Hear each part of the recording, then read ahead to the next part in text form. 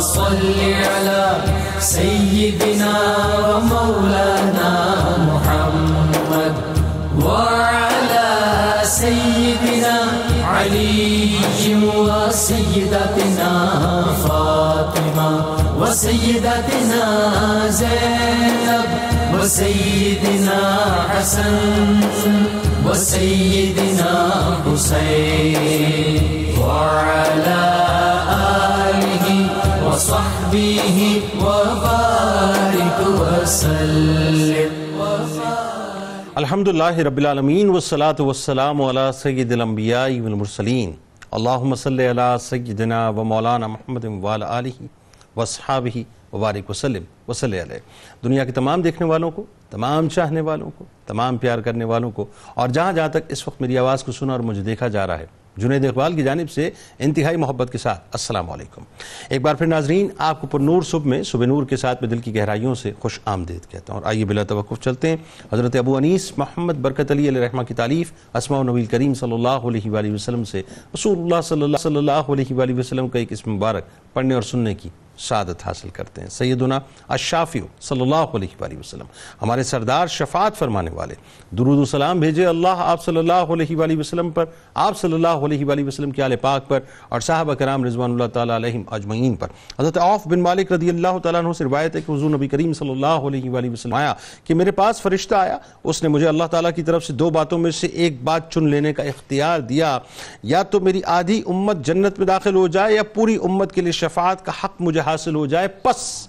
میں نے شفاعت کو پسند کیا، اور شفاعت ان لوگوں کے لیے ہے جو اس حال میں فوت ہوں گے کہ وہ اللہ تعالیٰ کے ساتھ کسی کو شریک نہ ٹھہراتے ہوں. ناظرین کرام، جیسا کہ آپ جانتے ہیں کہ آج ورلڈ سوسائڈ پریونشن ڈے ہے، یعنی خودکشی کی روک تھام کا عالمی دن ہے. اور آج ہم جس ہستی کے حوالے سے گفتگو کریں گے، جن کی بارگاہ میں ہدیہ تہنیت پیش کریں گے، بنیادی طور پہ ناظرین وہ نام آتے ہی دلوں کو بڑا اطمینان ملتا ہے، قلب کو بڑا اطمینان ملتا ہے، ایمان کو بڑا اطمینان ملتا ہے کہ ہم ایک ایسی ہستی کی بارگاہ میں ہدیہ تہنیت پیش کریں گے جو ہمت کا، شجاعت کا، استقامت کا، جرت و بہادری کا ایک عظیم الشان استعارہ ہیں، جو مولا کائنات مولا علی کرم اللہ وجہ الکریم کے پڑپوتے ہیں، امام علی مقام امام حسین علیہ السلام کے پوتے ہیں، جو سید سجاد امام زین العابدین علیہ السلام کے لخت جگر ہیں، امام محمد باقر علیہ السلام کے بھائی ہیں، اور جناب امام جعفر صادق علیہ السلام کے چچا ہیں، جو زیدی سادات کے جد ہیں. زیدی سادات آج ہمارے ساتھ رہے ہیں، جنہوں نے ہر اس طبقے کو یہ پیغام دے دیا کہ حالات کچھ بھی ہوں، حامیان اگر ساتھ بھی چھوڑ جائیں اور دشمنوں کے کیمپ میں جا کر بیٹھ جائیں، تب بھی ڈرنا نہیں ہے. ڈرنا صرف اللہ کی ذات سے ہی ہے، بھروسہ صرف اللہ ہی کی ذات پہ رکھنا ہے، کیونکہ جو مصیبتوں کے سامنے سینہ چوڑا کر کے کھڑا ہو گیا وہ دراصل امر ہو گیا، اور جو ڈر گیا وہ دراصل مر گیا. آج خودکشی سے چونکہ روک تھام کا عالمی دن ہے ناظرین، جب انسان کے حالات کے آگے، یعنی بہت سی پریشانیاں جو ہے وہ انسان کے حالات میں آنے لگتی ہیں اور انسان حالات کے آگے سرنڈر کرنا شروع کرتا ہے، تب خودکشی کا انتہائی اقدام کرتا ہے، اس کا فیصلہ کرتا ہے. یعنی جب کسی بھی شعبے زندگی کے کسی بھی پہلو یا رشتوں میں ناکامی کا خوف انسان پر حاوی ہو جاتا ہے، تب انسان ہتھیار اٹھا کر خودکشی کا انتہائی فیصلہ کر لیا کرتا ہے. مگر یہ حل نہیں ہے ناظرین، زندگی کو حرام موت مار لینا سولوشن نہیں ہے. ایسی صورت میں ہمیں اللہ کی بارگاہ پر بھروسہ اور ان عظیم ہستیوں کی بارگاہ سے توانائی حاصل کرنی چاہیے جن کی زندگی مصائب کا، تکلیفوں کا، امتحانات کا، قربانیوں کا اور جد و جہد مسلسل کا تسلسل ہیں. آج جس ہستی کا ناظرین پاک تذکرہ ہے، دنیا انہیں سر جھکا کر انتہائی ادب سے حضرت زید بن علی بن حسین علیہ السلام کے نام سے یاد کرتی ہے. وہ ہستی ناظرین جو بدترین حالات میں استقامت کا عظیم ترین پہاڑ بن کر کھڑی رہیں، جو روحانی کمالات و مانوی جمالات کے ساتھ ساتھ شجاعت حیدر کرار کے بھی وارث تھے. حضرت علی علیہ السلام کا گھر بھی وہ گھر ہے ناظرین کہ اس گھر کا ایک ایک بچہ جہاں بھی پیدا ہوا شیر خدا کی صفات لے کر پیدا ہوا. حضرت زید علیہ السلام وہ ہستی ہیں ناظرین جو شہید بھی ہیں، حلیف القرآن بھی ہیں، زید الازیاد بھی ہیں، عالم آل محمد صلی اللہ علیہ وآلہ وسلم بھی ہیں، فقیہ اہل بیت بھی ہیں، جو نسب پاک کے اعتبار سے ان بلندیوں پر فائز ہیں جہاں تک ہماری عقلوں کی رسائی نہیں ہو سکتی، جن کے نور پوری وجود میں مولا کائنات مولا علی کرم اللہ وجہ الکریم کا علم و جرت دونوں ہی مجتمع ہیں۔ مدینہ شریف کے جید علماء اور اکابرین میں مرکزی حیثیت آپ رکھتے تھے، مختلف علوم و فنون اسلامیہ کے ماہر تھے، قرات، علوم قرآنیہ، علم عقائد، مقالات، کلامیہ میں انہیں مکمل طور پہ عبور حاصل تھا۔ حضرت امام جعفر صادق علیہ السلام ان کی علمی فضیلت کے بارے میں فرماتے ہیں کہ خدا زید بن علی علیہ السلام پر اپنی رحمتوں کی بارش کرے۔ وہ نہ صرف راست گو تھے بلکہ احکام الہی پر مکمل طور پر دسترس رکھتے تھے، جبکہ امام رضا علیہ السلام کے قول کے مطابق ان کا شمار علماء اہل بیت میں ہوتا ہے۔ امام ابو حنیفہ علیہ رحمہ اور سفیان ثوری علیہ رحمہ کے بقول وہ نہ صرف تقوی و علم و فضل کے اعتبار سے بلند مرتبے پر تھے بلکہ فہم و فراست کے لحاظ سے خوش بیانی کے اعتبار سے بھی بے نظیر تھے۔ اور میں نے اس دور میں، یہ امام ابو حنیفہ علیہ رحمہ فرماتے ہیں کہ میں نے اس دور میں حضرت زید بن علی علیہ السلام سے بڑھ کر فقیہ بڑا نہیں دیکھا ہے۔ پھر استقامت و شجاعت کا یہ عالم تھا ناظرین کہ حضرت امام ابو حنیفہ علیہ رحمہ کے فتویٰ جو ہے وہ ان کے الفاظ کچھ اس طرح سے ہیں کہ حضرت زید بن علی علیہ السلام کا اس وقت کھڑے ہونا رسول اللہ صلی اللہ علیہ وآلہ وسلم کی بدر میں تشریف آوری کے مشابہ ہے، جس کا مطلب یہ ہوا کہ جس طرح رسول اللہ صلی اللہ علیہ وآلہ وسلم کا قریش کے مقابلے میں صف آرا ہونا ایک غیر مشتبہ فیصلہ تھا، بالکل اسی طرح اس وقت کی بنو امیہ کی حکومت کے خلاف حضرت زید علیہ السلام کو اٹھ کھڑے ہونا اور حکومت کو الٹ دینے کی کوشش کرنا ایمان و اسلام کے لیے ضروری ہے۔ گو کہ اس وقت کفار کی بجائے وہ لوگ ہیں جو اپنے آپ کو مسلمان کہتے ہیں۔ یہی معاملہ ناظرین کربلا میں ذہن میں رکھیے گا۔ کربلا کی تعریف کوفیوں کی بے وفائی کی تاریخ ناظرین، اور ایک بار پھر یہی تاریخ دہرائی گئی کہ 80,000 کی تعداد میں بیعت کرنے والے کوفی ایک بار پھر لا یوفی بن کر ساتھ چھوڑ گئے، مگر حضرت زید علیہ السلام کی حیدری استقامت و شجاعت پہاڑ کی طرح جمی رہی ناظرین۔ سر کو الگ کر کر، یعنی تاریخ میں اس سے زیادہ بدترین مثال ناظرین نہیں ملتی کہ سر کو الگ کر کے بدن کو سولی پر لٹکا دیا گیا، سر کو ہشام کے پاس بھیجا گیا، جسے اس لعین کے حکم پر دمشق کے دروازے پر، دمشق شہر کے دروازے پر نصب کر دیا گیا۔ ناظرین یہ کسی عام آدمی کی بات نہیں ہے، اہل بیت اطہار کی بات ہو رہی ہے، آل رسول صلی اللہ علیہ وآلہ وسلم کی بات ہو رہی ہے کہ شام کی پوری زندگی میں جناب زید علیہ السلام کا جسم اثر سولی پر لٹکا رہا، جس کا کم و بیش عرصہ 4 برس بنتا ہے ناظرین۔ تاریخ کی اس سے بڑی بربریت ہو نہیں سکتی کہ پھر حشام کے مرنے کے بعد اس کے جانشین نے ستم بالائے ستم یہ کیا، یعنی ولید نے آپ کے جسم اثر کو اتروا کر جلوا دیا۔ آج ناظرین انہی کی بارگاہ میں ہم گفتگو کریں گے اور ظاہر ہے انہی کی بارگاہ میں ہدیہ عقیدت پیش کریں گے اور بس آپ کو بتلائیں گے کہ استقامت و شجاعت کا کتنا عظیم پہاڑ حضرت زید علیہ السلام ہے۔ ہمارے ساتھ 3 شخصیات موجود ہیں، یقیناً کسی تعارف کے محتاج نہیں۔ پہلی شخصیت ممتاز عالم دین محترم جناب مفتی ارشاد حسین سعیدی صاحب، دوسری شخصیت ممتاز عالم دین جناب علامہ اکرام حسین القادری صاحب، اور تیسری شخصیت آپ ممبر ہیں اسلامی نظریاتی کونسل کے ممتاز عالم دین جناب ڈاکٹر عمیر محمود صدیقی صاحب۔ تینوں آپ کو السلام علیکم اور خوش آمدید۔ آغاز کرتے ہیں مفتی صاحب آپ سے۔ آج کا موضوع میں تو بڑا، ایک تو ویسے ظاہر ہے شخصیت ایسی ہیں، اور دوسرا آپ یہ دیکھیے کہ کیا کچھ ظلم آپ کے ساتھ ہوا۔ حضرت زید بن امام زین العابدین علیہ السلام کا بنیادی تعارف اور خاندانی فصیلت خاص طور پہ، پھر وہ جو سرکار علیہ السلام کا بشارت دینا امام زین العابدین علیہ السلام کو، ابتدا کیجیے۔ بہت شکریہ جنید بھائی، جس انداز میں آپ نے یہ انٹرو دیا ہے یقیناً سنتے ہی دل دہل جاتا ہے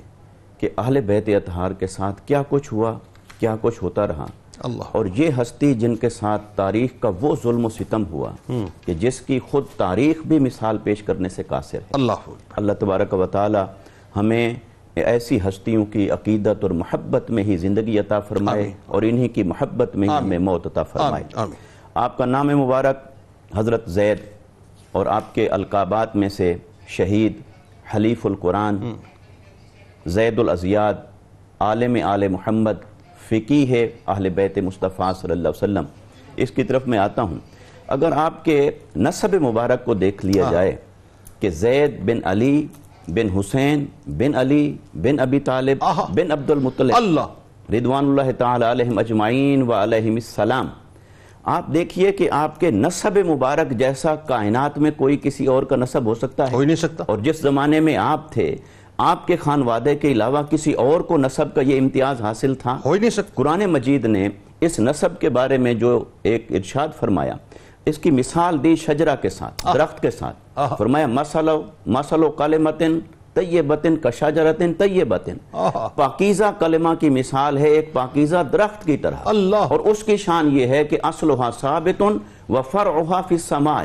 اس کی شان یہ ہے کہ اس کی بنیادیں اتنی گہری ہیں کہ اس کی جڑیں بہت مضبوط ہیں، اور اس کی شاخیں اتنی پھیلی ہوئی ہیں کہ وہ آسمان کی بلندیوں کو چھو رہی ہیں۔ اللہ، یہ آقا علیہ السلام کا شجرہ مبارکہ ہے۔ اللہ، آقا علیہ السلام کا شجرہ نسب حضرت آدم علیہ السلام سے لے کر آپ کی ذات تک یہ جو شجرہ مبارکہ ہے یہ اصلھا ثابتن کی تصویر ہے۔ اللہ، اور پھر آقا علیہ السلام کے بعد پھر حسنین کریمین سے جو آپ کا نسب مبارک آگے چلتا ہے یہ وفرعھا فی السماء، یہ اس کی تصویر ہے اللہ، کہ آپ کا نسب مبارک اتنی پھیلا ہوا ہے، آسمان کی بلندیوں کو چھوتا ہے، تو اسی کے چشم و چراغ حضرت زید رضی اللہ تعالیٰ عنہ و سلام اللہ علیہ۔ آپ کی شان آپ دیکھیے، سب سے پہلے تو آپ کی شخصیت کے بارے میں آتا ہے کہ آپ انتہائی پروقار شخصیت کے مالک، انتہائی خوبصورت، انتہائی خوبصورت تھے، اللہ، اور آپ کو اللہ رب العزت نے بہت خوبصورت آنکھیں عطا فرمائی، اللہ، موٹی آنکھیں سیاہ رنگ کی اور ابرو کشیدہ، اور آپ ایسی پروقار شخصیت کے مالک تھے کہ دیکھنے والا دیکھتے ہی آپ کا گرویدہ ہو جاتا تھا۔ سبحان اللہ، دراز خط تھا۔ اور پھر علم میں، فضل میں، تقوی میں، کردار میں، اخلاق میں وہ اپنے آباء و اجداد کے اوصاف کی تصویر تھے۔ سبحان اللہ، بھلا سوچئے کہ جو آقا علیہ السلام کے نسب کے وارث ہوں، پھر جن کی رگوں میں حضرت مولا کائنات علی المرتضی رضی اللہ تعالیٰ عنہ کا خون مبارک ہو، اللہ، اور جن کی رگوں کے اندر سیدہ کائنات سلام اللہ علیہا کے دودھ مبارک کی تاثیر ہے، سبحان اللہ، اور وہ اس گھر کے چشم و چراغ ہیں، تو پھر آپ دیکھیے کہ آپ کے والد امام زین العابدین سلام اللہ علیہ کہ آپ کی ہستی عالم اسلام کے اندر وہ محبتوں کا مرکز ہے، وہ عقیدتوں کا مرکز ہے، وہ ریاضت کا استعارہ ہیں، وہ مجاہدہ کا استعارہ ہیں، وہ معرفت کا استعارہ ہیں۔ اور اسی طرح اگر جیسے آپ نے انٹرو کے اندر بتایا کہ آپ کے بھائی امام محمد باقر رضی اللہ تعالیٰ عنہ، باقر العلوم، تو آپ ان کے بھائی ہیں، اور امام زین العابدین رضی اللہ تعالیٰ عنہ کی اولاد مبارک آپ کے 11 بیٹے تھے اور 4 بیٹیاں تھیں، یعنی کثیر الاولاد ہیں، مگر آپ کے بیٹوں میں امام محمد باقر سلام اللہ علیہ کے بعد سب سے زیادہ معروف یہی ہوئے، سب سے زیادہ شہرت انہی کو ملی، اور پھر اس خاندان کے اندر راہ عظیمت کے مسافر یہی ہوئے۔ اللہ، اچھا دو باتیں اس میں بڑی خاص، ایک روایت میں یہ بھی آتا ہے کہ آپ کی والدہ محترمہ سندھی النسل تھیں، اور یہ جو اہل سندھ اس وقت جو ہمیں دیکھ رہے ہیں خاص طور پہ ان کے لیے چونکہ ظاہر ہے یہ بڑے ایک سمجھ لیجئے کہ فخر کی بات ہے کہ اللہ تبارک و تعالیٰ نے ان کو یہ سعادت عطا کی کہ ننیال آپ کا جو اس اعتبار سے سندھ بنتا ہے، اور دوسرا یہ کہ زیدی جتنے بھی سادات ہیں ظاہر ہے اس کے آپ جد امجد بتائیے ذرا۔ جی، آپ چونکہ زیدی سادات جتنے بھی ہیں ان کا شجرہ نسب آپ تک جا کے ملتا ہے، اور آپ امام زین العابدین رضی اللہ تعالیٰ عنہ کے بیٹے ہوئے تو زیدی سادات کا شجرہ بھی آپ سے جا کے ملتا ہے، اور پاکستان سے جیسا کہ آپ نے ذکر فرمایا یہ روایات میں موجود ہے اسی طرح کہ وہ خاتون سندھ سے تھیں جن کے بطن مبارک سے آپ کا تولد ہوتا ہے۔ اور پھر آپ کو اللہ رب العزت نے یہ جو 7 شانیں عطا فرمائیں کہ آپ شہید کے ساتھ حلیف القرآن ہوئے۔ حلیف القرآن یہ کہ قرآن کا دوست جو ہر وقت قرآن کے ساتھ ہو، ہر لمحہ قرآن کے ساتھ ہو، اور وہ آقا علیہ السلام کی بشارت مبارکہ کہ میری اطرت کی شان یہ ہے کہ یہ قرآن سے جدا نہیں ہے۔ تو آپ قرآن پڑھتے ایسا تھے کہ سننے والوں کے اوپر ایک سحر طاری ہو جاتا تھا۔ پھر آپ قرآن مجید کی قرات کے اندر ایک خاص ملکہ رکھتے تھے اور مخصوص قرات کے حامل۔ اسی طرح پھر علم کے اعتبار سے آپ کو عالم آل محمد صلی اللہ علیہ وسلم اور فقیہ اہل بیت مصطفیٰ صلی اللہ علیہ وسلم یہ آپ کو منصب حاصل تھا، اور یہ آپ کا تعارف، یہ آپ کی پہچان تھی۔ اچھا، 2 گوہر اللہ تعالیٰ نے امام زین العابدین علیہ السلام کو اس طرح سے عطا، ویسے تو ظاہر ہے اہل بیت کا ہر چاند جو ہے وہ چاند ہے، لیکن یہ جو 2 گوہر عطا کی امام باقر علیہ السلام اور حضرت زید علیہ السلام، آپ دیکھیے کہ دونوں جو ہیں علوم کا منبع تھے بالکل۔ جی، اور یقیناً دیکھیے جو آقا علیہ السلام کی بارگاہ سے علم عطا ہوا وہ باب العلم کے ذریعے سے آگے چلتا ہے، تو باب العلم کی آگے عملی تصویر وہ سارے اہل بیت اطہار کی یہ ہستیاں تھیں، اور یقیناً یہ علم اور کردار جہاں اپنے نقطۂ کمال کو پہنچے گا یہ ہو نہیں سکتا کہ اس دور کے باطل کے سامنے وہ خاموش رہیں۔ سوال ہی نہیں۔ اچھا، وہ جو القابات آپ بیان کر رہے تھے مکمل کیجئے۔ تو میں نے عرض کیا کہ زید الازیاد بھی آپ کا لقب مبارک ہے، کیونکہ زید نام تو بہت ہوئے لیکن تمام زیدوں میں جو اصل زید کی لاج ہیں، جو تمام زیدوں کے زید ہونے کی عظمت ہیں، تو وہ آپ کو زید الازیاد بھی، اور پھر فقہ ہی اہل بیت مصطفیٰ، اور علم الکلام کے اندر آپ نے باقاعدہ تصنیف بھی فرمائی، اور علم الکلام کے اندر آپ نے بہت سارے ایسے علوم بیان فرمائے، بہت ساری ایسی چیزیں بیان فرمائیں جو آنے والے متکلمین کے لیے ایک مشعل راہ کا درجہ۔ بالکل ٹھیک ہے، بات آگے بڑھاتے، کیا حسین تعارف ہوا، کیا ابتدا ہوئی، ماشاءاللہ۔ اب ذرا ایک اور بات جو ایک آپ کی وہی اسی کنٹینیوٹی میں، چونکہ علم کی بات چل پڑی ہے تو میں چاہتا ہوں علم ہی کی بات آگے بڑھے، کہ آپ جو ہے بیسیکلی باب مدینۃ العلم کا پرتو علمی اعتبار سے نظر آتے ہیں۔ حضرت زید علیہ السلام کا جو علمی مقام ہے، ظاہر ہے اس کے معترف بڑے بڑے اکابرین امت، خاص طور پہ امام ابو حنیفہ علیہ رحمہ جو ہیں وہ آپ کے تلامذہ میں شامل ہوتے ہیں۔ جی بتائیے۔ بسم اللہ الرحمن الرحیم، بہت شکریہ، بڑے خوبصورت انداز میں قبلہ مفتی صاحب نے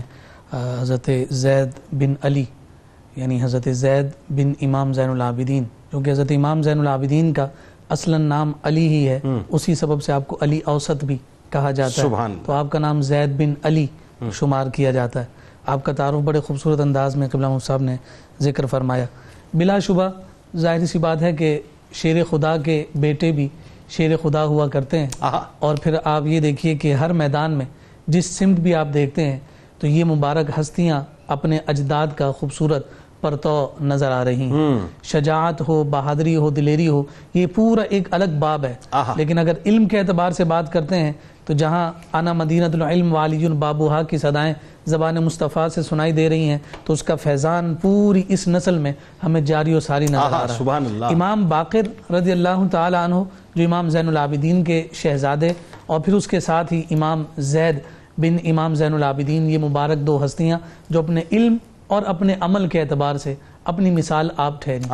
اب یہاں اس بات کی جانب بھی نظر کریں کہ حضرت امام زین العابدین کے ساتھ حضرت امام زید کا جو عرصہ گزرا ہے، تمام تواریخ کی جو اختلاف و اتفاق ہیں اس کے اعتبار سے دیکھیں تو 15 سے 18 سال کا عرصہ ہے۔ ان 15 سے 18 سال کی عمر میں آپ نے اکتساب فیض براہ راست اپنے بابا جان جناب امام زین العابدین رضی اللہ تعالی عنہ سے فرمایا، اور پھر اس کے بعد آپ کا جو بھی تعلق محبت کا اور جو بھی تعلق عقیدت کا اور علم تعلیم و تعلم کا رہا وہ آپ کے بھائی جناب امام محمد باقر رضی اللہ تعالی عنہ کے ساتھ رہا۔ تو یوں سمجھ لیجئے کہ جب اساتذہ اتنی عظیم شان کے حامل ہوں گے تو شاگردوں نے خود ہی اپنی قدر اور منزلت دنیا کو منوانی ہے۔ سبحان آپ کی عمر مبارک اگر آپ اس دور میں دیکھیے تو کل آپ کی جو عمر ہے وہ 40 سے 45 سال کے درمیان ٹوٹل عمر بنتی ہے۔ ایک روایت آتی ہے کہ 42 برس کی عمر میں شہید کیا گیا، ایک روایت 46 کی آتی ہے۔ اب جب یہ آپ کے سامنے یہ عمر نظر آتی ہے، لیکن ساتھ آپ کو ہر کتاب میں یہ بات بھی نظر آئے گی کہ مدینۃ الرسول میں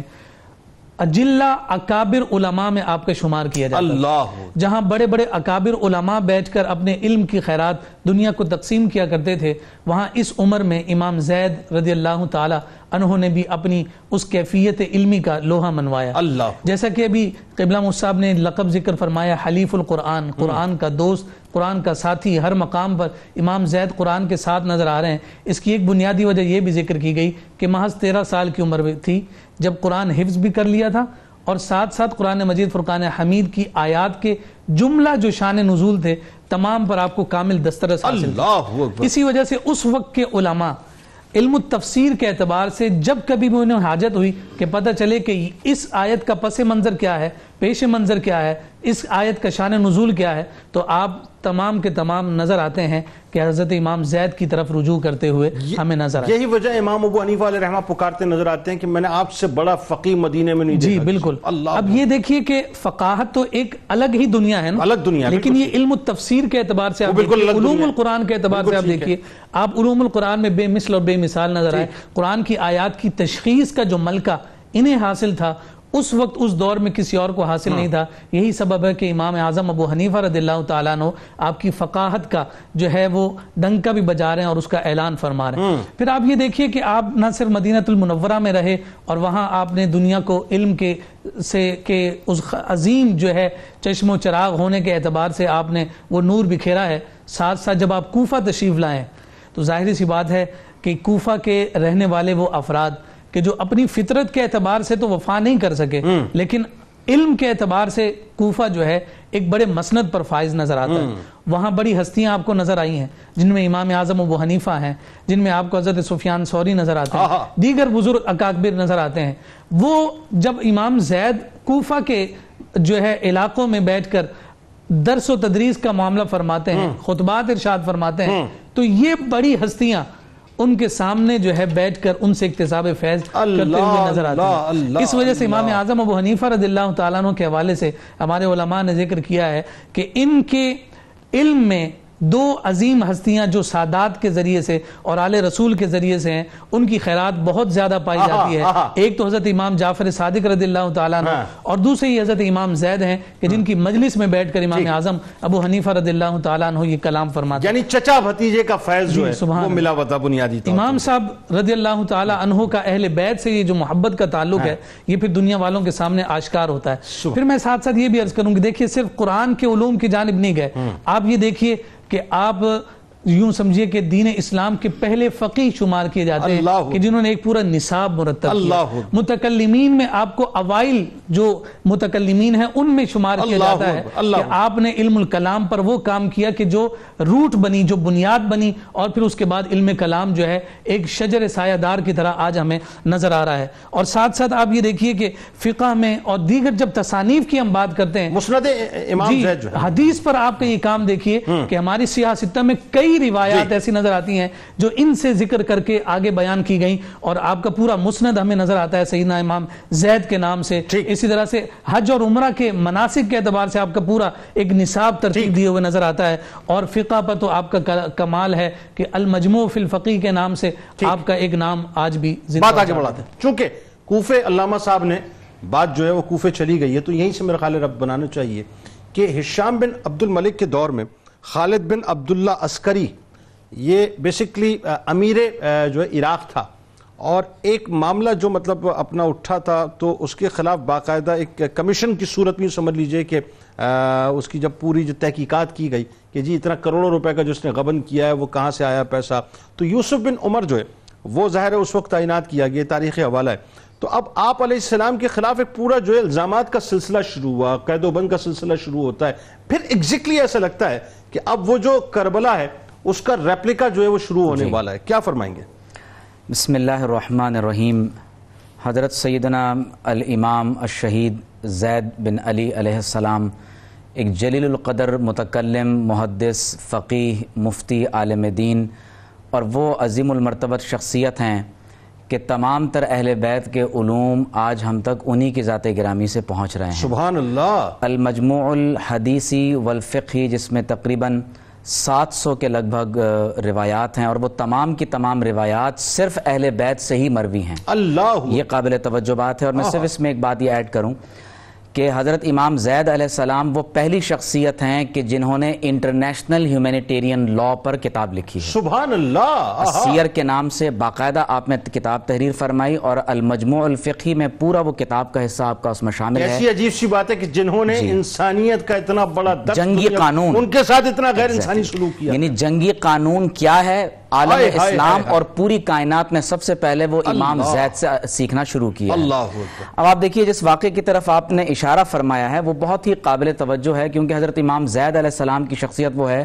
کہ جس میں شجاعت, علم, حلم, صبر, یہ تمام تر عالی صفات ایک مقام پر جمع ہو رہی ہیں. آپ علیہ السلام کیونکہ حضرت سیدنا امام حسین علیہ السلام کے نقش قدم پر چلنے والے ہیں, اور جب اس وقت کی اموی حکمرانوں نے یہ محسوس کر لیا کہ آپ کا شہرہ بڑھتا جا رہا ہے اور عنقریب بہت سے لوگ آپ کے دست مبارک پر بیعت کریں گے اور دوبارہ خلافت راشدہ کی یاد کو تازہ کیا جانے لگا ہے, تو انہوں نے نعوذ باللہ من ذالک امام زید علیہ السلام کے خلاف پورا ایک پروپیگنڈے کا ایک سلسلہ شروع کیا تاکہ آپ کے خلاف ایسی چارج شیٹ لائی جا سکے, آپ کی شخصیت کو میلائن کیا جا سکے کہ باقاعدہ لوگ آپ کے ارد گرد جمع نہ ہو سکے. تو کہا جاتا ہے کہ ہشام بن عبد الملک جب بادشاہ بنا تو اس نے خاص طور پر امام زید کو متہم کیا. اب آپ دیکھیے اس کے ذہن میں فرزدق شاعر والا واقعہ تھا کہ جب وہ حرم کعبہ میں داخل ہوتا ہے تو اس کے لیے تو رستہ نہیں بنتا, لیکن امام زین العابدین کے لیے رستہ بن جاتا ہے. آپ کے والد گرامی بالکل ٹھیک. تو اس کو یہ اندازہ تھا کہ اگر امام زین العابدین کا مقام و مرتبہ یہ ہے تو جب ان کے بیٹے نے بیعت کا اعلان کیا تو تمام تر اہل مدینہ و مکہ ان کے گھر جمع ہو جائیں گے. اچھا رب جوڑا آپ نے. تو نتیجہ یہی ہوا کہ جب خالد بن عبداللہ قصری جو کوفہ کا ایک معزول حکمران تھا اس کے بارے میں یہ کہا گیا کہ امام زید علیہ السلام نے اس کی ایک امانت کو قبضے میں لے رکھا ہے, تو اب آپ اندازہ کیجئے کہ اس وقت میں حضرت سیدنا امام زید علیہ السلام کو یوسف بن عمر ثقفی کے پاس بھیجا گیا. اب میں یہاں پر آپ تمام کی ایک خاص طور پر اس میں ایک چیز یہ کچھ اس طرح سے بھی ہے نا کہ اس کے بچوں کے کروڑوں روپے کے غبن کی بات تھی, تو اس سے جب پوچھا گیا کہ پیسہ کہاں پر ہے تو اس نے دو نام لیے, ایک حضرت زید علیہ السلام کا, ایک حضرت داؤد بن علی بن عبداللہ بن عباس علیہ السلام کا, کہ جی ان دونوں کے پاس میرا مال ہے, یعنی اپنا جو وزن تھا ان کے اوپر ڈال دیا تھا. ایسے ہی ہوا تھا. اب آپ دیکھیے کہ اس میں جو دو حضرت امام زید کے جملے ہیں, ایک آپ نے جو ہشام کے سامنے فرمایا اور ایک آپ نے یوسف بن عمر کے سامنے, اسی کانٹیکس میں جو آپ نے فرمایا, آپ نے فرمایا ہشام نے قسم اٹھا رکھی تھی کہ جس نے مجھ سے کہا کہ اللہ سے ڈرو اسی وقت اس کا سر تن سے جدا کر دوں گا. تو وہ واحد شخصیت جس نے ہشام بن عبد الملک بن مروان کو یہ کہا کہ اتق اللہ, وہ حضرت سیدنا امام زید علیہ السلام. تو آپ نے فرمایا کہ اے ہشام اللہ تبارک و تعالی سے ڈرتے رہو, کوئی شخص اتنا بڑا نہیں ہے کہ جس کو اللہ تبارک و تعالی کے تقوی کی نصیحت نہ کی جائے, اور کوئی شخص کتنا ہی کمتر کیوں نہ ہو تقوی سے بڑی کوئی اور نصیحت نہیں ہو سکتی. اور جب یوسف بن عمر نے آپ کے خلاف یہ تمام تر فالس پروپیگنڈا کرنے کی کوشش کی تو آپ نے اس کو باقاعدہ, اس نے آپ کو باقاعدہ دھمکیاں دینے کی کوشش کی, تو امام زید علیہ السلام نے اس کو ارشاد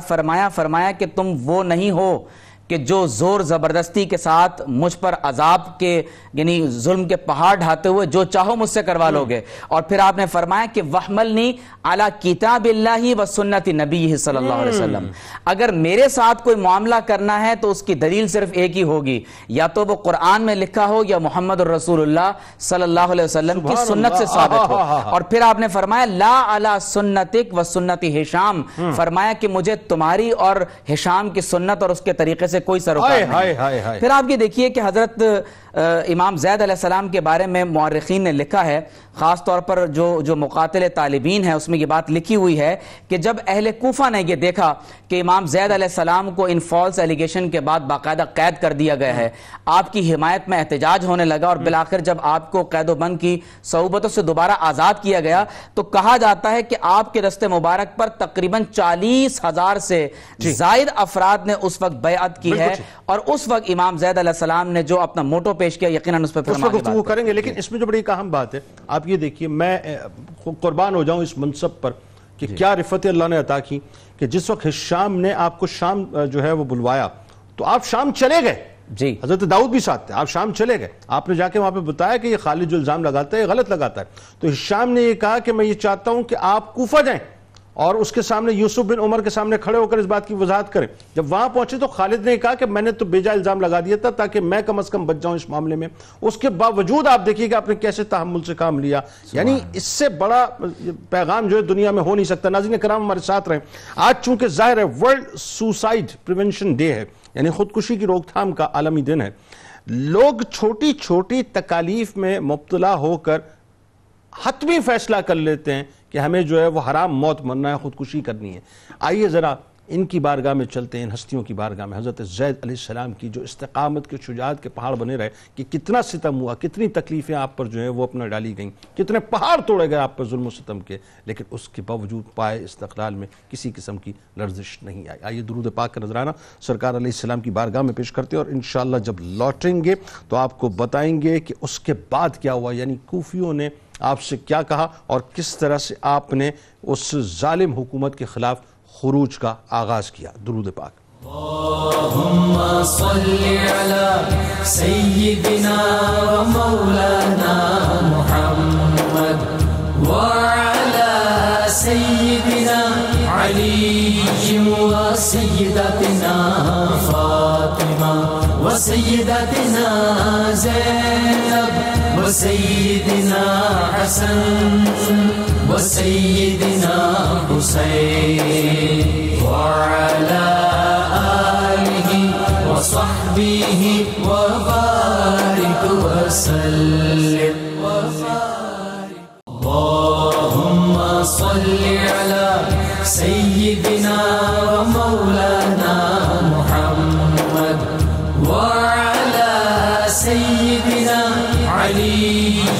وسيدتنا فاطمة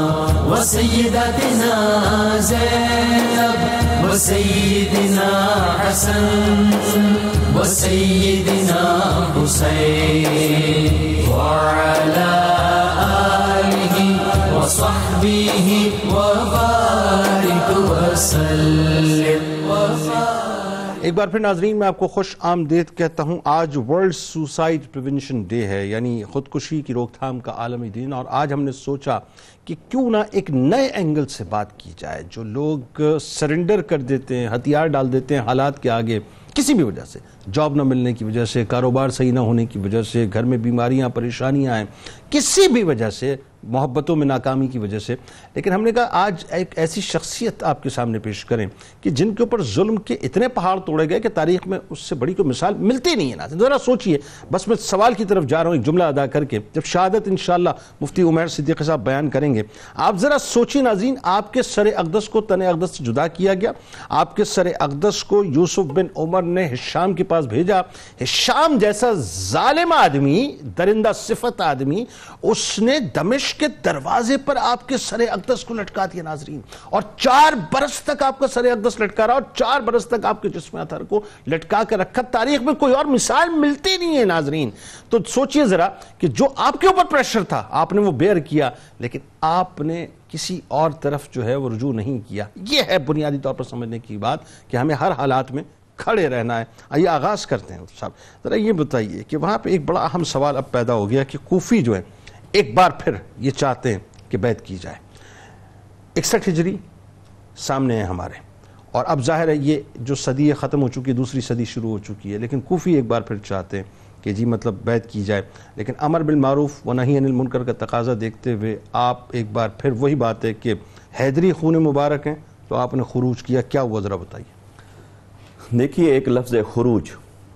اور ایک لفظ قیام. ٹھیک ہے. عام طور پر ہماری تاریخ کے اندر یہی لفظ استعمال ہوتا ہے کہ کسی بادشاہ وقت کے خلاف کھڑے ہونا، بالکل ٹھیک. اس کو خروج کہا گیا ہے، لکھا گیا ہے، کہا جاتا ہے. مگر میں یہاں پر اپنے سامعین کے لیے یہ لفظ زیادہ پراپر ہے اور زیادہ ادب کے مقام پر ہے کہ ہم کہیں کہ ان حضرات نے قیام فرمایا. یہ کھڑے ہوئے کہ آپ نے قیام فرمایا، کیونکہ جب تخت پر بیٹھا شخص ظالم ہو، فاسق ہو، فاجر ہو، حدود اللہ کی خلاف ورزی کرنے والا ہو، اور اس منصب کے اہل بھی نہ ہو، اور اللہ اور اس کے رسول صلی اللہ علیہ وسلم کی تعلیمات کی سراسر خلاف ورزی کرنے والا ہو، اس کے خلاف آواز بلند کرنا، یہ قیام ہے. امام علی مقام رضی اللہ تعالی عنہ نے بھی یہی قیام فرمایا،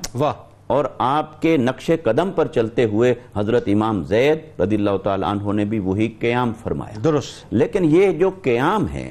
قیام ایسے نہیں کہ یکا یک انہوں نے قیام کا اعلان فرما دیا. اس قیام سے پہلے بھی شرعی طور پر سنت مصطفیٰ صلی اللہ علیہ وسلم کے مطابق وہ پاسداری کرتے رہے اتمام حجت کی. جو ڈاکٹر صاحب نے ابھی پس منظر ہمارے سامنے بیان فرمایا تھا سارا، وہ اتمام حجت کو بیان کرتا ہے کہ آپ کو بلایا جاتا ہے، آپ جاتے ہیں، الزام غلط ہے پھر بھی اپنی صفائی کے لیے آپ پیش ہو رہے ہیں. آپ کو دمشق سے پھر کوفہ بھیجا جاتا ہے، آپ وہاں بھی جاتے ہیں، انکار نہیں کر رہے، وہاں جاتے ہیں، وہ ساری کہانی کھل جاتی ہے. یہ اتمام حجت ہے. یہی اتمام حجت امام علی مقام رضی اللہ تعالی عنہ نے فرمایا تھا. یہی اتمام حجت امام مسلم بن عقیل نے فرمایا تھا. کیونکہ یہ وہ ہستیاں ہیں جنہوں نے سنت مصطفیٰ کو زندہ کرنا تھا، جنہوں نے قرآن مجید کی تعلیمات کو زندہ کرنا تھا. تو یہ کیسے ہو سکتا ہے کہ یہ حالات اور حالات کی شدت کو بہانہ بنا کر تو آقا علیہ الصلوۃ والسلام کی تعلیمات کے اس ظاہر کے پہلو کو معاذ اللہ نظر انداز کر دیتے؟ نہیں. جو دین کا پہلو تھا، سنت مصطفی کا پہلو تھا، شریعت کا ظاہری پہلو تھا، اس اتمام حجت کو انہوں نے پوری طرح سے نبھایا. اور اتمام حجت جب کر لیا، 50 دن کی جو آپ کی قید تھی، قطع کلام کی معذرت، اس وقت ایک وہی بات ہے کہ جو اہل بیت کے اندر جو ایک میگنیٹزم ہے وہ کوفی جو ہیں دوبارہ آپ کی طرف کھینچنا شروع ہوا. یہاں سے سلسلے کا اصل آغاز ہوا نا. بتائیے ذرا، جس سے شام جو ہے وہ کانپنے لگا تھا. اس کے پیچھے وہی سبب ہے جو امام علی مقام رضی اللہ تعالیٰ عنہ کے سامنے تھا. کوفی بلا رہے ہیں، ٹھیک ہے، آپ جانتے ہیں کہ وہ وفا کریں گے یا نہیں کریں گے، لیکن اتمام حجت کا تقاضا کیا ہے کہ وہ کہہ رہے ہیں کہ آپ آئیں، ہم آپ کے ہاتھ پہ بیعت کریں گے. اور یہاں بھی ایسے ہی ہے, جب وہ کہہ رہے ہیں کہ ہم بیعت کریں گے تو امر بالمعروف اور نہی عن المنکر کا تقاضا یہی تھا جو ان کی رگوں میں تھا, جو ان کے عقیدے میں, ان کی سرشت میں, ان کی فطرت میں موجود تھا کہ جہاں بھی امر بالمعروف کی بات ہوگی تو کھڑے ہونا ہے, جہاں نہی عن المنکر کی بات ہوگی تو کھڑے ہونا ہے, چاہے جان ہی کیوں نہ چلی جائے. لہٰذا آپ نے ان کے ظاہری اقوال کو دیکھا اور وہ کہہ رہے تھے تو 40,000 جیسا ڈاکٹر صاحب نے فرمایا, حتیٰ کہ وہ عدد بڑھتے بڑھتے 80,000 تک چلے گئے, اور 80,000 تک وہ عدد پہنچ جاتا ہے. تو اگر اتنے لوگ امر بالمعروف اور نہی عن المنکر کے لیے بلاتے ہیں ایک ایسی ہستی کو جو پروردہ امام زین العابدین, جو اہل بیت اطہار اور عطرت مصطفیٰ کا چشم و چراغ ہو, تو وہ کیسے اس سے پیچھے ہٹ سکتے ہیں؟ اور قرآن مجید کی آیت مبارکہ کی طرف بھی توجہ کر لیں. اللہ رب العزت نے ارشاد فرمایا, کنتم خیر امت اخرجت للناس تأمرون بالمعروف وتنہون عن المنکر. فرمایا تم بہترین امت ہو, اور تمہارے بہترین امت ہونے کی وجہ اور نشانی یہ ہے کہ تمہیں اللہ رب العزت نے پیدا کیا ہے دوسرے لوگوں کی خاطر. جب دوسرے لوگوں پر ظلم ہو رہا ہو اور ان کے حق کے لیے کھڑے ہونا ہو تو اللہ نے اس مقصد کے لیے تمہیں چنا ہے, اس مقصد کے لیے اللہ نے تمہیں پیدا فرمایا ہے. امر بالمعروف کرتے ہو اور نہی عن المنکر کرتے ہو, نیکی کا حکم دیتے ہو اور برائی سے روکتے ہو, یہی تمہارے بہترین امت ہونے کی نشانی ہے. اور میں سمجھتا ہوں کہ یوں تو بہترین امت ہونے کے اندر پوری امت شامل ہے, امت کا ہر فرد شامل ہے, مگر بہترین امت ہونے کا ٹائٹل ہمیں انہی ہستیوں کے سبب سے ملا ہے. اچھا, منصب جلیلہ جو اہل بیت کا ہے وہ تو ظاہر اس بات کا متقاضی ہے. یہاں ایک بات جو میں چاہتا ہوں ذرا سا آپ تاریخی اعتبار سے اور بھی ذرا بیان کر دیجئے کہ جب یہ کوفیوں نے بہت زیادہ انسسٹ کرنا شروع کیا تو حضرت داؤد رضی اللہ تعالیٰ عنہ جو ساتھ تھے, داؤد بن علی بن عبداللہ بن عباس رضوان اللہ تعالیٰ علیہ مجمعین, یہ جب ساتھ تھے تو بار بار یہ اصرار کرتے رہے کہ اے زید علیہ السلام آپ ان کی بات پہ بھروسہ مت کیجئے, انہوں نے آپ کے والد کے ساتھ, مطلب آپ کے والد کے ساتھ کیا کیا, ان کے والد کے ساتھ یعنی مولا کائنات کے ساتھ کیا کیا, آپ کے ساتھ بھی وفا نہیں کریں گے. پھر اچھا ایک وقت ایسا ہے وہاں سے وہ جو یوسف بن عمر جو ہے وہ بہت زیادہ فورس کرتا رہا کیونکہ شام کو ڈر تھا اس کے کہنے پر کہ یہاں سے نکالا جائے. بہرحال آپ قادسیہ چلے گئے, لیکن وہ بات جب تعداد بڑھی پھر آپ واپس آئے باوجود اس کے کہ آپ کو معلوم تھا کہ یہ وفا نہیں کریں گے. یہ کیا معاملہ تھا؟ پھر حضرت داؤد ظاہر لوٹ کے چلے گئے تھے. دیکھیے, جب نظر آ رہا ہو کہ ہمارے ساتھ کھڑا ہونے کا دعویٰ کرنے والے یہ اپنی بنیاد پہ کھڑے نہیں رہ سکیں گے, پھر بھی آگے بڑھنا. ایک یہ کہ وہ اپنے اگلے انجام کو جانتے تھے کہ اس ظالم حکمران اور ظالم حکومت کے ہوتے ہوئے انہوں نے ہمارا جینا دو بھر کرتے رہنا ہے, لہٰذا ہماری راہ یہی ہے جو حسینی راہ ہے, جو مصطفیٰ صلی اللہ علیہ وسلم کی راہ ہے. ایک تو اس راہ کو دیکھ رہے تھے اس لیے اس کی طرف آگے بڑھ رہے تھے. دوسرا یہ کہ اگر ان جیسی ہستیاں جو وارثان فکر مصطفیٰ تھے, اگر وہ ظاہری حالات کو ازیوم کر کے خاموش ہو کے بیٹھ جاتے تو قیامت تک کوئی بھی فرد کھڑا نہ ہو سکتا. ہر ایک کے پاس کچھ نہ کچھ مفروضے ہوتے کہ میں اس لیے کھڑا نہیں ہو رہا, میں اس لیے کھڑا نہیں ہو رہا. آپ نے ان تمام چیزوں کو بالائے طاقت رکھتے ہوئے آپ کھڑے ہوئے تاکہ آنے والوں کے لیے ایک نمونہ عمل دیں. آنے والوں کے لیے نمونہ عمل بھی ہو جائے اور آنے والوں کو چاہیے بھی ہے. مثال کے طور پہ آج جو اس امت کی ذبح حالی ہے, ہمیں چاہیے یہ کہ ہم اگر مگر بٹ کے چکر میں نہ الجھیں, جو ان کا طریق تھا اس پر عمل کرنے کی کوشش کریں نا. لیکن ہمارے یہاں تو مسئلہ یہ ہے کہ آج ہم وہ کہتے ہیں نا کہ مصلحت کا لبادہ پہن کر مفاہمت کا چولہا ہم نے اس کے اوپر ایسا چڑھا لیا ہے کہ اب سوائے مفاہمت کی دوسری کوئی بات ہی نہیں ہے. لیکن علامہ صاحب ایک بڑی عام ترین بات اس میں کہ آپ علیہ السلام نے جو ظاہر ہے اس وقت اب جو قیام فرمایا اس میں کچھ مقاصد آپ نے اپنے ایک تاریخی خطبے میں بیان کیے ہیں, اور وہ ایسے ہیں کہ ان مقاصد سے بہت واضح ہو جاتا ہے کہ آپ کا مقصد منصب نہیں تھا, آپ کا مقصد امر بالمعروف و نہی عن المنکر تھا. بتائیے ذرا. بسم اللہ الرحمن الرحیم. دیکھیے جنید بھائی, اگر اس پس منظر میں اب آپ دیکھتے ہیں تو یہ کربلا کا ایک اعتبار سے ریپلیکا بھی نظر آ رہا ہے, ایک عکس بھی نظر آ رہا ہے, اور ایک دوسری کربلا کی مثال بنتے ہوئے میں نظر آ رہا ہے. بالکل ٹھیک ہے. کربلا میں بھی دونوں طرف یعنی جو طرفین تھے وہ ایکسٹریم پوزیشنز پر. ایک طرف امام علی مقام کے پائے استقامت ہیں کہ لغزش آنے کو امید بھی باقی ہو ہی نہیں سکتا, ایسے قائم ہے. بالکل ٹھیک. اور دوسری طرف جو ہے انہیں ہلانے کے لیے ہر ممکن کوشش کرنے کے لیے وہ تلے پڑے ہیں اور یہ جانتے ہیں کہ ہم نے اس سلطنت کو اور اس کرسی کو بچانا ہی بچانا. ایسا ہی اس کرسی کو بچانے کے لیے انہوں نے اتنا بڑا جرم کیا. لیکن آپ یہ دیکھیے کہ یہ بھی ایک تاریخ کی عجیب داستان ہے کہ ہم اسی تاریخ کو ہی ہمارے لیے باعث نصیحت اور باعث عبرت بنایا. لیکن آپ پھر دیکھیے کہ پھر اقتدار کی ہوس ایک دفعہ پھر یہ مثال قائم کر رہی ہے, اور ہشام جو ہے وہ اپنی سلطنت کو، اپنی کرسی کو اور اپنے جاہ و جلال کو بچانے کے لیے ایک دفعہ پھر ان مبارک نفوس پر جو ہے وہ حملہ آور ہو رہا ہے اور یلغار کر رہا ہے۔ اللہ اکبر۔ اب آپ یہ دیکھیے کہ امام زید رضی اللہ تعالی عنہ نے جو اس کے خلاف یعنی ہشام کی اس سلطنت کے خلاف جو علم بلند فرمایا، علم جہاد بلند فرمایا، اور اس کے پیچھے جو بھی سارے پس منظر بنے، علامہ ڈاکٹر صاحب نے ذکر فرمایا، قبلہ مفتی صاحب نے ذکر فرمایا، ان تمام کے بعد بھی امام زید رضی اللہ تعالیٰ عنہ اتمام حجت فرماتے ہوئے اپنے آخری خطبات میں بھی وہی جو ہے مثال حسین کو قائم فرما رہے ہیں اور سنت حسین کو قائم کرتے ہوئے اس وقت بھی انہیں اس بات کی جانب ہی بلا رہے ہیں کہ اپنے آپ کو جو ہے اس جرم میں مبتلا مت کرو اور اپنے ہاتھوں کو جو ہے اس جرم میں جو ہے وہ یوں سمجھیے کہ لت پت کرنے کی بجائے خون میں آپ جو ہے الگ ہو جاؤ اور اس ظلم کی داستان کو رقم نہ کرو۔ لیکن اس کے باوجود یہی معاملہ ہوا۔ دیکھیے عادت بدل جاتی ہے لیکن فطرت نہیں بدلا کرتی، ایسا ہی، اور یہی وہ فطرت تھی کوفہ والوں کی کہ جو فطرت جناب امام علی مقام امام حسین کے وقت بھی اس سے پہلے مولا کائنات کے ساتھ قائم رہی، اور پھر یہی فطرت یہاں بھی موجود ہے۔ اور پھر اس کے بعد آپ یہ دیکھیے کہ امام زید رضی اللہ تعالیٰ عنہ جب خطبہ ارشاد فرما رہے ہیں تو اپنے نظریات، اپنے عقائد اور ساتھ ساتھ اپنے جو ان کے تفردات تھے اس میں وہ اتنے پختہ تھے اور اتنے واضح اور نمایاں تھے کہ آپ کسی طور پر بھی پیچھے ہٹنے کو تیار نہیں۔ 80,000 تک کی تعداد پہنچ چکی ہے، لیکن آپ یہ دیکھیے کہ ان میں ایسے افراد بھی ہیں جو آپ سے نظریاتی طور پر اختلاف رکھتے ہیں، درست، اور اس اختلاف کو دور کرنے کے لیے وہ آپ سے سوال بھی کر رہے ہیں کہ ہم یہ تعداد اور بڑھا دیں گے اگر آپ اپنا تصور تبدیل کر دیں۔ آپ یہ دیکھیے کہ آپ ایک جانب خوارج سے بھی پیچھے جا رہے ہیں، روافض سے بھی الگ ہو رہے ہیں، جبریہ کو بھی اعلان کر رہے ہیں، قدریہ کو بھی اعلان کر رہے ہیں، اور تمام کے بعد جو ہے اپنی ایک سمت اور ڈگر کو قائم کر کے آپ خطبے میں وہی کلمات ارشاد فرما رہے ہیں کہ میرا محض نکلنا اس سبب سے ہے کہ اس دین کے چہرے پر کوئی ایسا جو ہے سیاہ دھبا نہ لگ جائے کہ آنے والے لوگ اسے مثال بنا کر اپنے لیے مشعل راہ تصور کریں، اس کی پاکیزگی اور اس کی پالیدگی اسی طرح سے دین کی قائم رہے جیسے امام حسین رضی اللہ تعالیٰ عنہ نے اپنے خون کے ذریعے سے اسے پاکیزہ کیا تھا۔ یہی ایک بنیادی مقصد نظر آتا ہے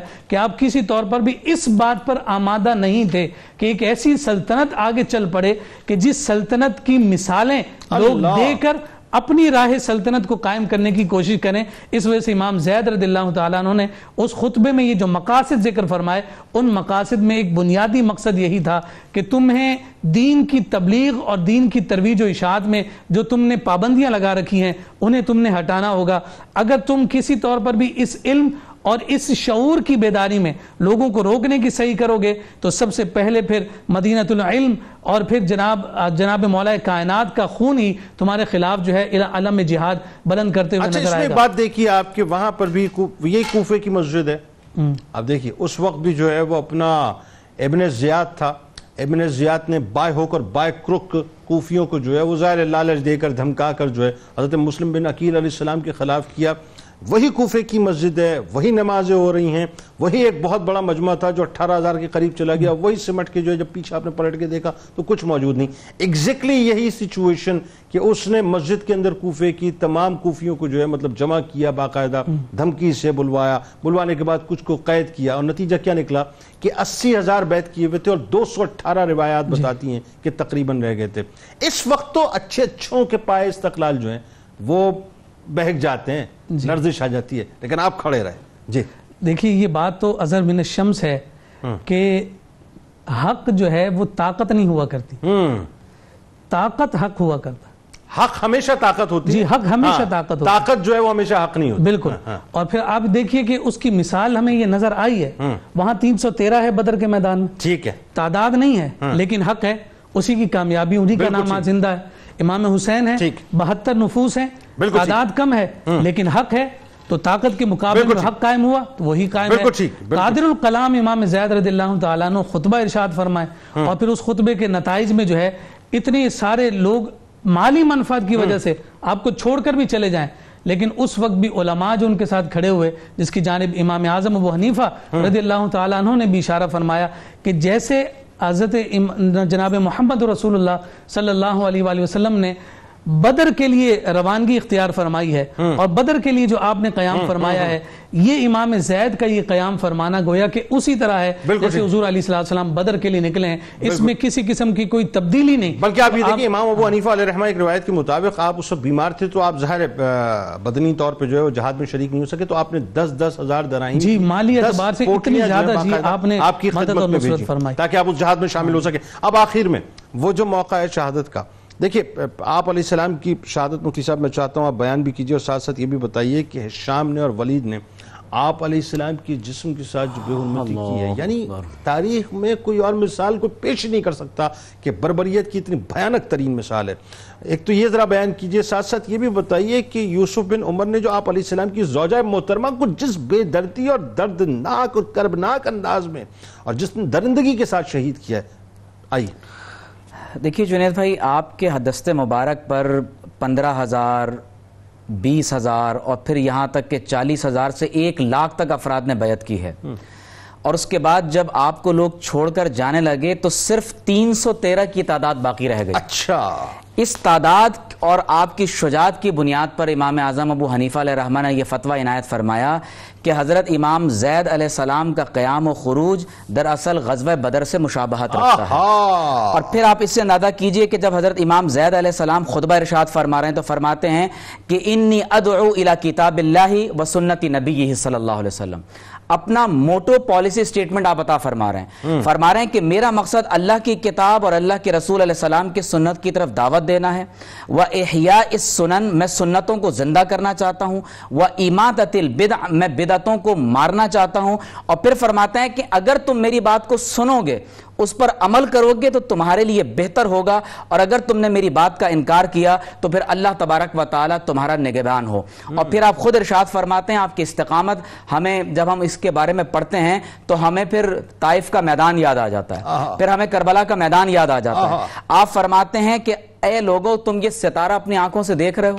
جب آپ کے اصحاب نے اس ستارے کو دیکھا تو آپ نے فرمایا کہ اگر میں اس ستارے کو بڑھ کر چھو لوں اور اس محنت کے اندر میں زمین پر آ جاؤں اور میرے ٹکڑے ٹکڑے ہو جائیں تو تب بھی میں رائے حق کو نہیں چھوڑوں گا، اور میں یہ چاہتا ہوں کہ پوری امت مسلمہ کو ایک پلیٹ فارم پر، ایک مقام پر جمع کر دیا جائے۔ جنگ کا آغاز کیسے ہوا ہے؟ جب امام زید علیہ السلام نے خروج فرمایا ہے جنید بھائی، تو اس وقت کہا جاتا ہے کہ ایک شخص نے سیدہ طاہرہ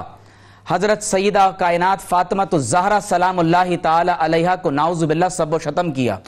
اور جب آپ کو سب و شتم کیا تو حضرت امام زید علیہ السلام زارو قطار رونے لگے، اور آپ نے فرمایا کہ اما احد یغضب لفاطمہ بنت رسول اللہ، کیا کوئی ایسا نہیں ہے جو فاطمہ الزہرا کے لیے اپنے غصے کا اظہار کرے؟ فرمایا کیا کوئی ایسا نہیں ہے جو اللہ کے رسول کے لیے غصے کا اظہار کرے؟ پھر فرمایا کیا کوئی ایسا نہیں ہے جو اللہ تبارک و تعالیٰ کی رضا کے لیے غصے کا اظہار کرے؟ تو ایک مجاہد کھڑا ہوا اور اس شخص کو واصل جہنم کیا۔ آپ خود آگے بڑھے، اس کی پیشانی کا بوسہ دیا اور فرمایا کہ اللہ کی قسم تو نے دنیا اور آخرت میں شرف کو پا لیا ہے۔ اب آپ دیکھیے کہ تاریخ کی کتابوں کا جب ہم مطالعہ کرتے ہیں تو معلوم یہ ہوتا ہے کہ 122 ہجری میں آپ کو شہید کیا گیا، عمر مبارک صرف 42 برس کی ہے، اور آپ خود لوگوں سے فرما رہے ہیں کہ اخرجوا من الذل الى العز،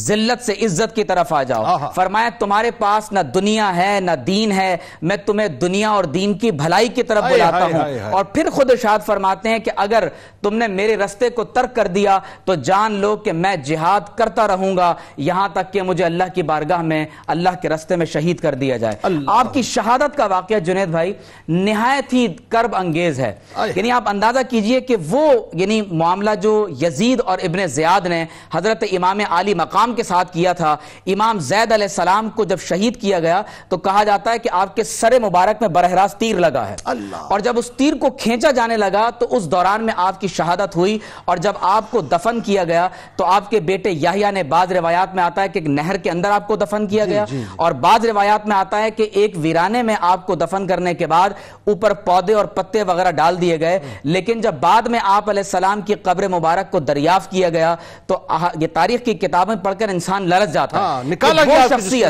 وہ شخصیت جس نے دنیا میں پہلی کتاب جنگوں کے آداب پر لکھی اور یہ بتایا ہو کہ اللہ کے نبی نے مسلح کرنے سے منع کیا ہے، انسانیت ہوتی کیا ہے، جس انسانیت کی تعلیم دی ہے پہلی مرتبہ، تو آپ کے جسد مبارک کو قبر کھود کر نکالا گیا، آپ کا کفن مبارک جسم سے جدا کیا گیا،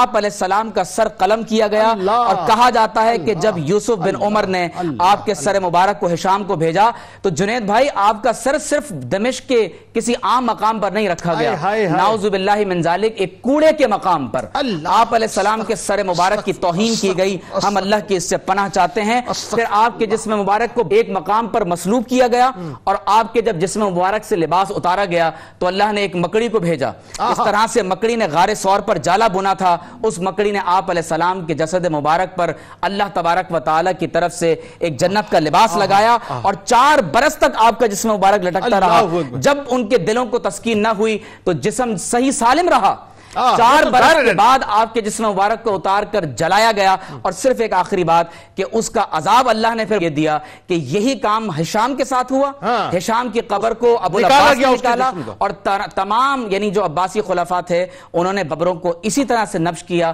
اور اسی طرح سے میت کا مسئلہ۔ آخر میں آپ کی زوجہ محترمہ 2 جملے تاکہ آپ کی زوجہ محترمہ کو، آپ کے بیٹے کو شہید کیا، آپ کے پوتے کو شہید کیا، آپ کے بھائیوں کو شہید کیا محمد نفس زکیہ، اور آپ کی اہلیہ کو تو نعوذ باللہ من ذالک کوڑے لگائے گئے، آپ کی نہایتی جسم کی بے حرمتی کی گئی اور آپ کو بھی اسی طرح سے شہید کیا گیا۔ عالم یہ ہے کہ آپ کی زوجہ محترمہ کو اس حد تک کوڑے لگا کر زخمی کر کے اس کے بعد پھر کوفے کے باہر پھینک دیا گیا،